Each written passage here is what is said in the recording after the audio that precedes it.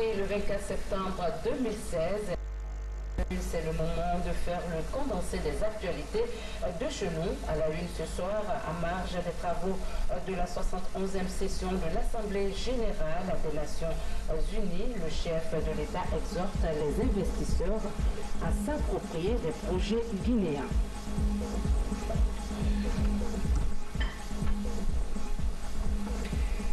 Fin de l'atelier sur le partenariat public-privé des cadres guinéens et experts internationaux en pendant 2 jours d'intenses travaux sur le contrat sur le partenariat public-privé. Rentrée des classes 2016-2017, des commissions multidisciplinaires sont à peu d'œuvre pour parachever les préparatifs pour une année scolaire bien accomplie. Mesdames et messieurs, bonsoir et bienvenue dans cette édition direction New York Business Forum, une plateforme initiée par le professeur Alpha Condé. Les hommes d'affaires sont invités à plus investir en Guinée. Le chef de l'État a à l'occasion fait un exposé succinct sur le potentiel de notre pays. Les précisions de ce reportage de Sanusi Keita, notre envoyé spécial à New York. Hommes d'affaires évoluant dans les domaines miniers, agricoles, énergétiques et tant d'autres ont rehaussé de leur présence ces Business Forums. Une rencontre mise à profit par le président de la République d'expliquer d'entreprise les nombreuses potentialités dont dispose la Guinée. Surtout de les réaliser pour le plus grand bonheur des Guinéens. Quand je suis arrivé, on n'exportait pas 18 millions de tonnes de bauxite. Cette année, nous allons exporter 35 millions. Nous espérons arriver à 60 millions l'année prochaine. Mais notre ambition est d'arriver à 100 millions. Donc nous comptons sur les amis d'Alcoa, Alifer et autres pour arriver à ces objectifs. Évidemment, d'autres, c'est l'agriculture. Si nous faisons l'aménagement, nous pouvons produire 3 fois par an et non pas une fois. Et nous pouvons faire passer la production de nos paysans d'1 tonne à 4 tonnes. Et nous savons que les États-Unis ont une très grande expérience dans le domaine de l'aménagement. Cela est très important. Si je prends l'Afrique par exemple, un pays comme le Niger, où les 2 tiers du territoire sont du désert, en 2050, le Niger aura 60 millions d'habitants. L'Afrique sera plus peuplée que la Chine. Comment nourrir ces gens? C'est pourquoi elle est son rôle de grenier de l'Afrique de l'Ouest. Évidemment, il y a aussi l'industrialisation, la transformation de matières premières en produits finis ou semi-finis chez nous. Ce n'est pas seulement le cas de la Guinée, c'est le cas de toute l'Afrique. Tous les jours, vous voyez des jeunes Africains qui meurent dans les eaux de Méditerranée, comme en Égypte où nous avons beaucoup de jeunes qui meurent dans les eaux méditerranéennes. Parce qu'ils vont chercher le paradis en Occident, mais si nous avons de l'énergie et nous transformons en Afrique. Donc il est important que nous passions à l'industrialisation agroalimentaire et d'autres industries. L'énergie est l'autre grand sujet abordé par le chef de l'État. Donc aujourd'hui, ce que nous voulons, c'est réellement présenter aux Américains le potentiel de la Guinée. L'Afrique a raté les 3 premières révolutions industrielles. Notre challenge aujourd'hui, c'est de ne pas rater la 4e révolution industrielle, qui est basée sur les nouvelles technologies, etc. Mais si nous ne voulons pas rater cette 4e révolution industrielle, nous avons un besoin fondamental, c'est l'énergie, particulièrement l'énergie renouvelable. Mais pas seulement l'énergie renouvelable. Nous ne souhaitons pas que nos amis occidentaux et autres nous condamnent à l'énergie renouvelable seulement. Parce que nous, souvent, ne faites pas les erreurs que nous, on a fait avant. Nous privilégions l'énergie renouvelable. Mais ça prend du temps. Le barrage, il faut 4 à 5 ans. Donc nous souhaitons faire les deux et progressivement remplacer les énergies fossiles par l'énergie solaire. Donc notre première préoccupation aujourd'hui, c'est l'énergie. La Guinée a la chance d'être le pays qui peut fournir de l'énergie à toute l'Afrique de l'Ouest. Nous avons 110 possibilités de 110 barrages, de 500 MW à 2 MW. Donc notre objectif, c'est de transformer cela pour mettre l'énergie à la disposition des pays africains. Donc nous sommes comme Andover et d'autres venir à la Guinée pour nous accompagner pour l'énergie renouvelable. Le président de la République, professeur Alpha Condé, a en outre invité ses responsables d'entreprise à davantage s'impliquer dans le développement socio-économique. Restons à New York pour dire que la force incontestable de toute action, qu'elle soit sociale ou économique, passe nécessairement par la bonne santé des populations. Conscient de ce fait, le chef de l'État demande l'appui des patrons pour le renforcement du système de santé en Guinée à travers un dîner d'affaires organisé à l'honneur du président guinéen. Ces chefs d'entreprise s'engagent à participer à la promotion de conditions favorables pour faire de la Guinée un État où il fait bon vivre. Sanusi Keita. Nombreux Nombreux sont les responsables d'entreprises du pays de l'oncle Sam et d'ailleurs qui se sont fortement mobilisés pour renforcer le système de santé guinéen, affaibli par la maladie à virus Ebola.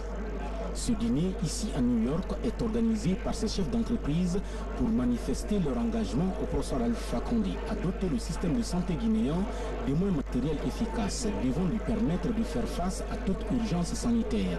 C'était pour essayer d'envoyer des équipements et médicaux pour alimenter les hôpitaux de la Guinée, qui a commencé comme un projet particulier pour une personne à laquelle s'est joint ma famille et à laquelle finalement nous avons pu attirer l'attention de certaines compagnies aussi bien qui opèrent en Guinée que d'ici pour pouvoir nous aider à accomplir.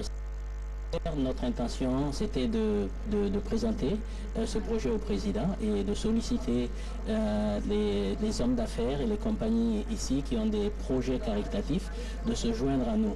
Et notre objectif était de pouvoir lever suffisamment de fonds pour expédier 10 containers qui vont valoir à peu près 4 millions de dollars, 10 containers d'équipements médicaux.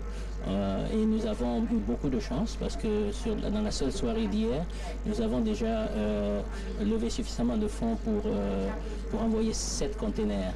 Et nous allons continuer à travailler dessus. C'était un projet qui devait nous durer toute l'année, mais déjà avec le succès que nous avons eu hier, nous pensons commencer les opérations immédiatement.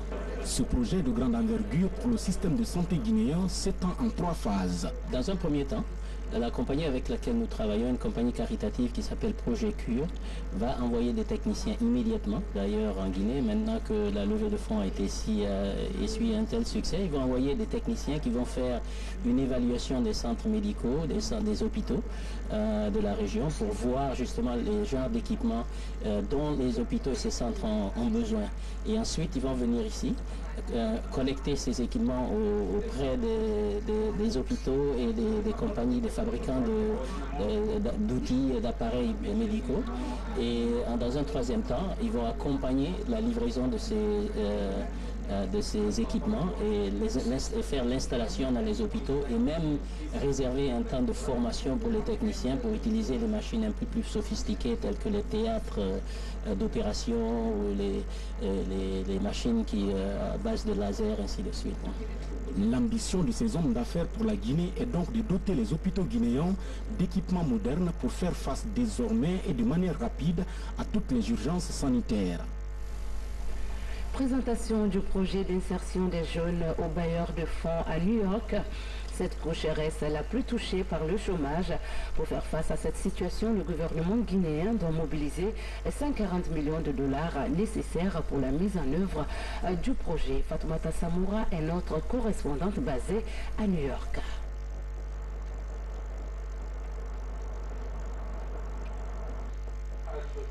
Au siège des Nations Unies à New York, le ministre de la Jeunesse présente le programme national d'insertion socio-économique des jeunes et de l'entrepreneuriat féminin. Devant les partenaires bi- et multilatéraux de la Guinée, Moustapha Naïté épluche le programme et ses 5 domaines d'intervention. Un programme qui prend en compte la jeunesse dans toute sa dimension. Avec nos partenaires traditionnels, nous avons échangé sur ce que nous avons présenté, un programme cohérent, un programme qui prend en compte la jeunesse dans toute sa dimension, voir comment est-ce qu'autour de ce programme que nous avons bâti 20 projets structurants qui vont permettre l'insertion des jeunes. Donc le fonds qui est cherché à mobiliser est dans l'ordre de 137 à 140 millions de dollars que nous recherchons pour ce programme spécifique. Le plaidoyer aujourd'hui qu'on a fait, c'était d'expliquer en quoi il y a toute la transparence qu'il faut dans la gestion des fonds, dans ce fonds de relance post-Ebola. Et j'ai été particulièrement heureux de constater que les partenaires au développement présents dans la salle ont posé des questions sur la cohérence de l'exécution de ce fonds à l'interne entre notre plan de développement et le plan de relance post-Ebola. Qui est clair, les deux programmes sont tout à fait alignés. Volet le plus important de l'ambitieux programme national de relance post-Ebola, le programme national d'insertion des jeunes porte sur 32 projets impliquant de départements ministériels. 750 emplois seront créés. Pour sa mise en œuvre, près de 140 millions de dollars devraient être mobilisés. Un point tout à fait positif sur le volontarisme de la Guinée depuis 9 mois, qui après la conférence de New York qui s'est tenue précisément ici en juillet 2015, a su sur les 9 derniers mois compiler un ensemble de cadres programmatiques qui tiennent la route et qui vont aller et œuvrer pour le pays. Je pense que le fait que ces plans s'intéressent prioritairement également à la jeunesse est absolument déterminant. Et le volontarisme et la modernité affichée de ce plan montrent clairement que la Guinée veut sortir de cette période et rentrer maintenant dans une trajectoire qui l'emmène vers l'émergence. À travers ce programme d'insertion socio-économique des jeunes, le gouvernement guinéen souhaite non seulement relancer l'économie du pays, mais aussi donner de l'espoir à la jeunesse. Une jeunesse qui devrait comprendre que le bonheur se trouve en Guinée et non de l'autre rive de la Méditerranée. Retour en Guinée, partenariat public-privé. La télé organisée à cet effet par le ministère de l'Économie et des Finances vient de s'achever à Conakry.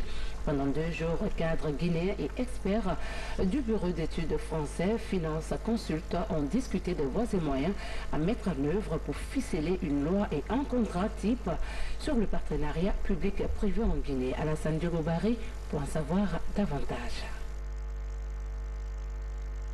L'objet de cette rencontre était de réunir les cadres guinéens concernés par la mise en œuvre du partenariat privé en vue de préparer des projets de textes législatifs capables de garantir les intérêts des uns et des autres dans ce nouveau mode d'investissement. En ce qui concerne les projets de texte, il a été demandé d'ouvrir la séparation des fonctions de passation, de contrôle et de régulation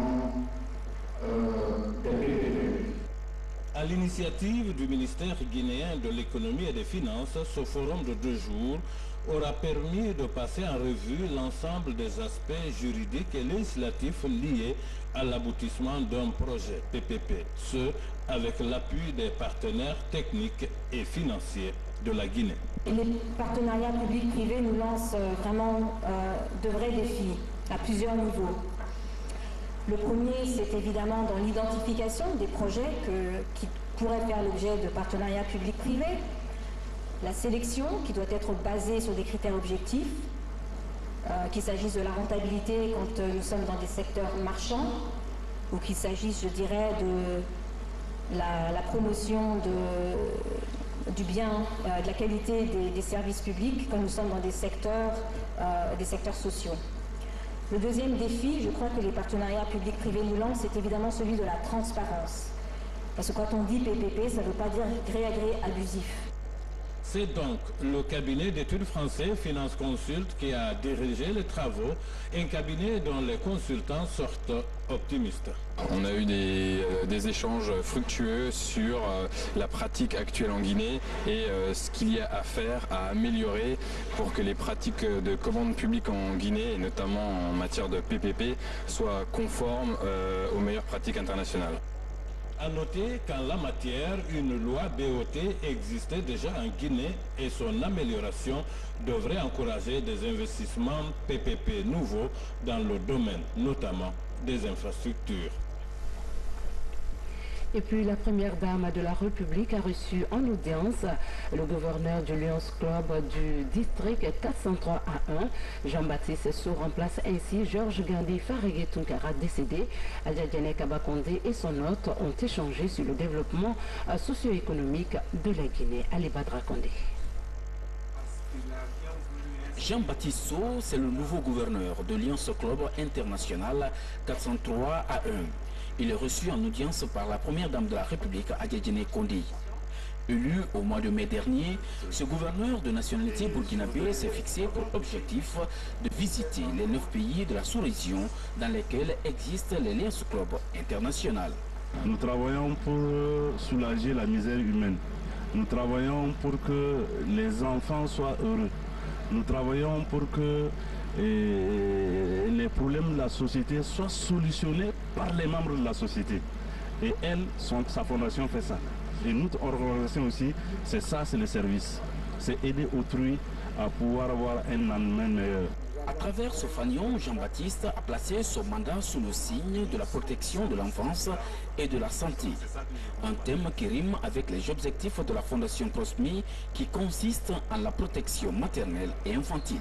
Quand on est épouse du chef de l'État, c'est d'abord se mettre au service des autres et puis être solidaire, être compréhensive. Et les enfants, c'est vrai, c'est l'avenir de demain. L'éducation de base est très, c'est-à-dire il n'y a pas de mot pour qualifier l'éducation familiale.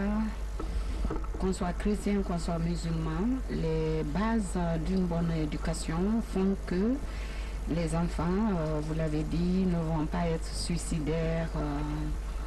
Ils vont essayer de suivre la ligne conductrice qu'on leur a donnée. Donc c'est ça.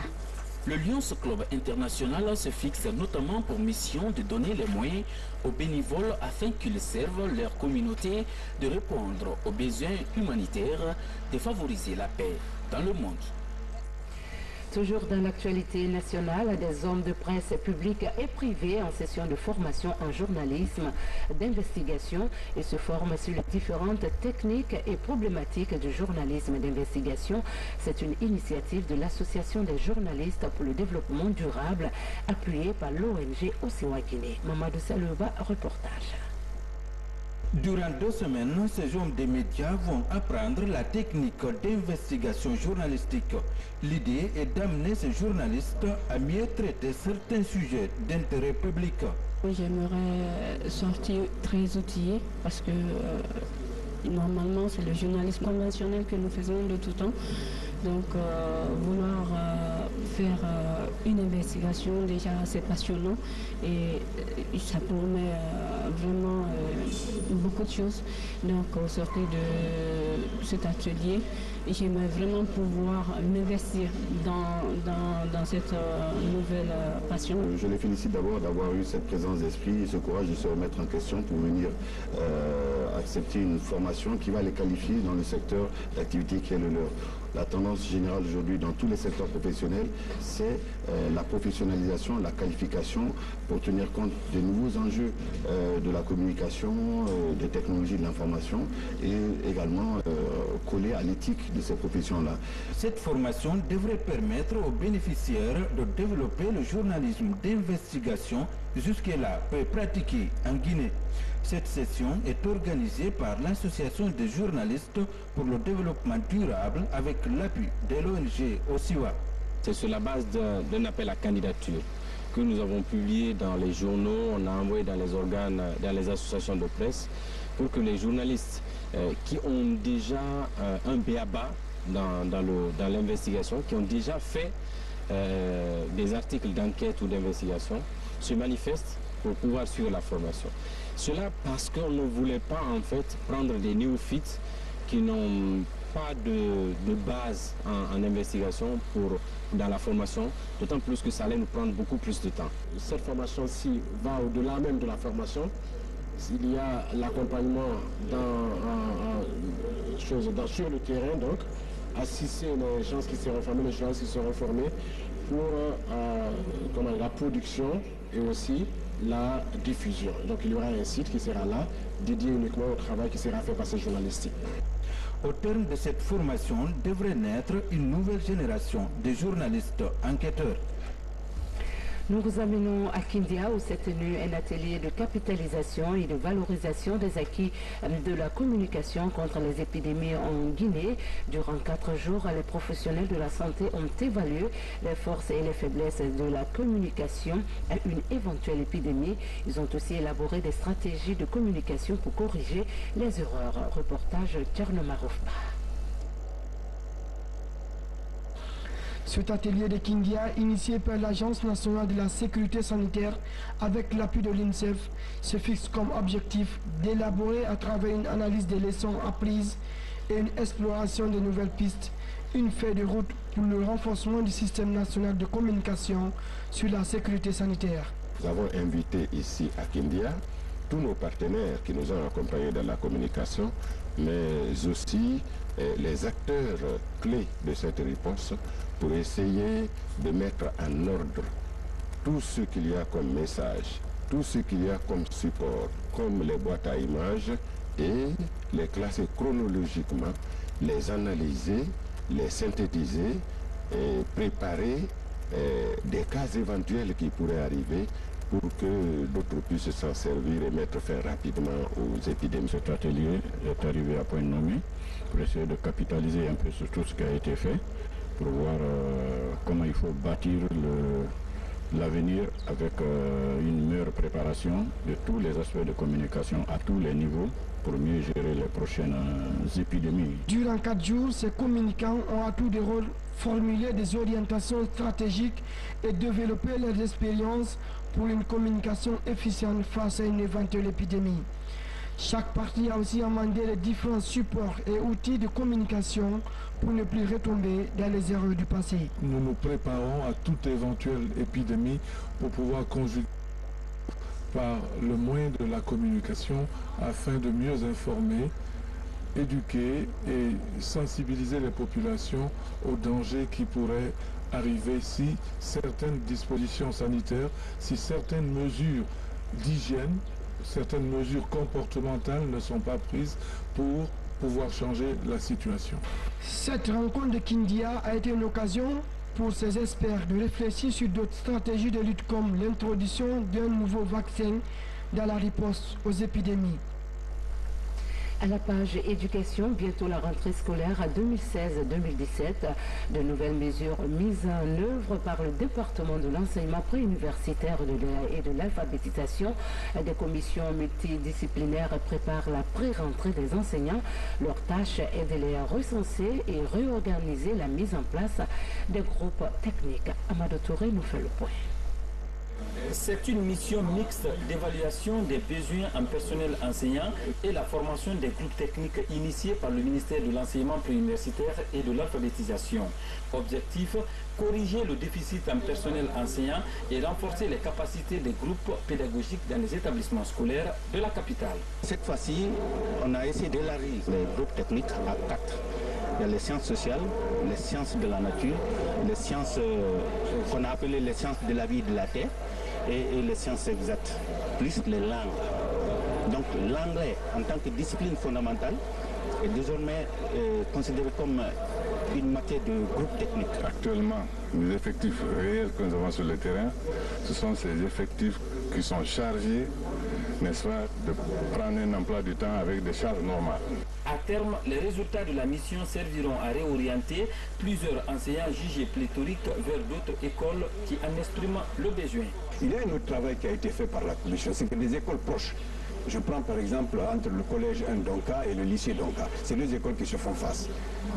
Vous avez des professeurs, vous avez des besoins par là, pendant que l'autre a une pléthore, a des excédents.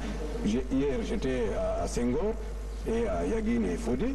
On a constaté que le lycée a besoin d'un professeur d'histoire, il y a un excédent au collège. Donc c'est des situations comme ça qu'on est en train de régulariser. Ces initiatives constituent les premières pistes de solutions pour remédier à l'épineux problème d'enseignants en attendant la publication des résultats de recrutement de 3600 nouveaux enseignants. Dans l'actualité également, en plus de sa convention de partenariat avec les universités et institutions financières du Maroc, l'université Roi Mohamed VI avec ce taquet s'oriente vers l'université de Makeni, c'est en Sierra Leone. Pour le progrès de l'institution, 12 étudiants du département anglais sont en Sierra Leone pour un stage de formation. L'objectif est de développer les relations académiques entre les deux institutions. Sarah Martin Fancinadino, reportage. Pour promouvoir l'excellence dans la formation de leurs étudiants, les responsables de l'université Roi Mohamed VI s'engagent sur un autre front de coopération.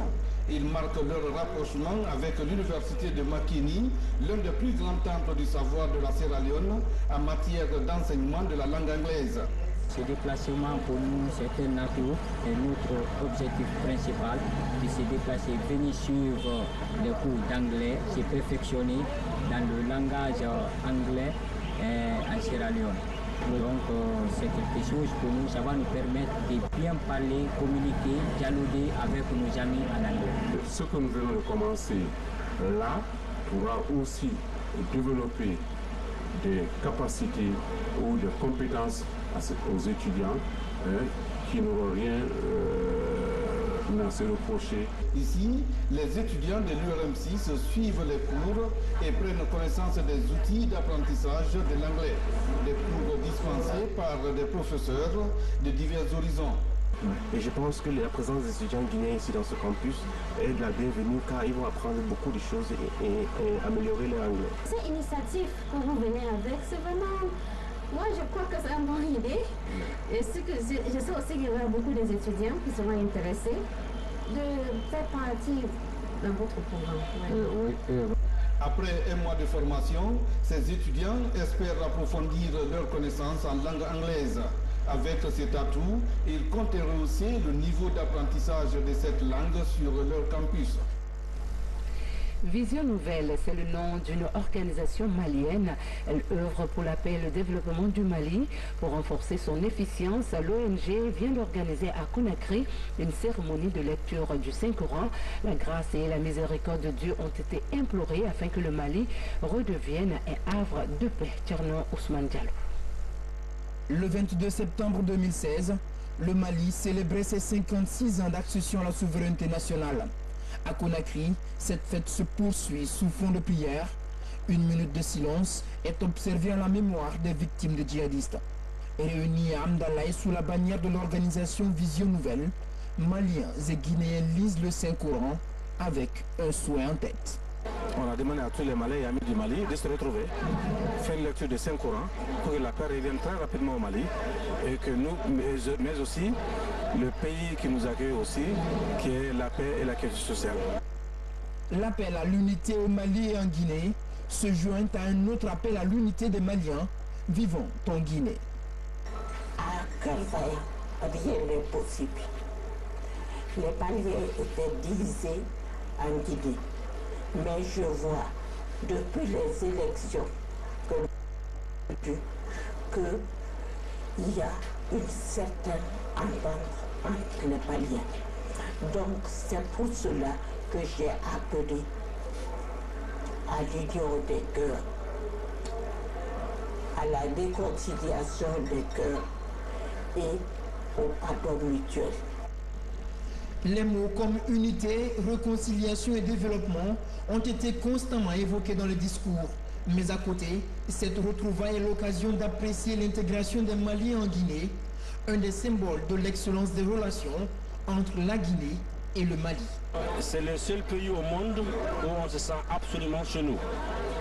Sékou Touré l'a bien dit, le président Sékou Touré, les Mali et la Guinée, c'est deux poumons dans un même corps. On est absolument à l'aise et il n'y a aucun problème entre nous, même Maliens, et entre nous et nos frères et sœurs guinéens. Au temps du premier régime, il y avait un ministre résident malien qui assistait au conseil des ministres à Conakry et un ministre résident guinéen qui est à Bamako qui assistait au conseil. Vous voyez maintenant quel est le lien de fraternité qui unissait les deux pays. L'unité africaine est partie de cette union. Poursuivre ce genre d'initiative pour rappeler le défi d'unité et de développement au Mali, tout en œuvrant pour faciliter l'intégration des Maliens à travers le monde, c'est là un des objectifs clés de Vision Nouvelle pour un Mali de demain. L'organisation est créée il y a 10 ans. Sport à présent, le sélectionneur du Sili national senior était face à la presse guinéenne ce samedi. Kamfori Lampé Bangoura a levé le voile sur la liste des joueurs convoqués pour le match Tunisie-Guinée. C'est au compte de la première journée des éliminatoires de la Coupe du Monde 2018 et qui se tiendra en Russie. Fatoumata Matissa Souma pour les détails. Comme on pouvait s'attendre, il n'y a pas eu beaucoup de changements dans le groupe qui a joué contre le Zimbabwe ici à Conakry dans le cadre de la dernière journée de la CAN 2017. Néanmoins, on peut voir l'arrivée de Abdoulaye Sylla de la jeunesse sportive de Kairouan, un club algérien, du retour de suspension de Isiaga Sylla et de Nabi Keita Deiko. Par contre, Amadou Diawara brille à nouveau par son absence. Pourtant, il avait promis d'être présent à ce match. J'attendais beaucoup à deux joueurs, Amadou Diawara, qui m'a personnellement appelé pour honnêtement s'excuser, présenter ses excuses Pourquoi? Parce qu'il se dit, pour le moment, il n'est pas très bien dans sa tête parce que depuis qu'il est arrivé à Naples, il n'a pas joué de match. Et Bonassar, lui, c'est par rapport au résultat, il m'a dit. Bon, bref, les deux étaient encore en plus. J'ai trouvé d'autres solutions. Pour Kamfouri Lapé Bangoura, l'état psychologique et physique des joueurs convoqués, à cela s'ajoute la forme du moment, ont été les critères essentiels de son choix. Le CILI se regroupera du 3 au 7 octobre à Paris. Un stage qui sera sanctionné par un match amical le 5 octobre avant de rallier Monassir, où il sera reçu par les Aigles du Carthage le 9 octobre. Bonne chance au CILI. Et puis cette brève avant de nous quitter, culture et divertissement, 5e édition de Fitini Music Show. Cet espace récréatif permet à l'enfant de s'affirmer et de communiquer. La finale est prévue demain dimanche à partir de 12 h au Palais du Peuple. Tous les enfants accompagnés de leurs parents sont les bienvenus. Mesdames et messieurs, nous sommes à la fin de cette édition. Merci de l'attention. Demain, vous serez avec Falilou Diallo, mais d'ici là, passez une douce nuit en compagnie de nos programmes. Bonsoir à tous.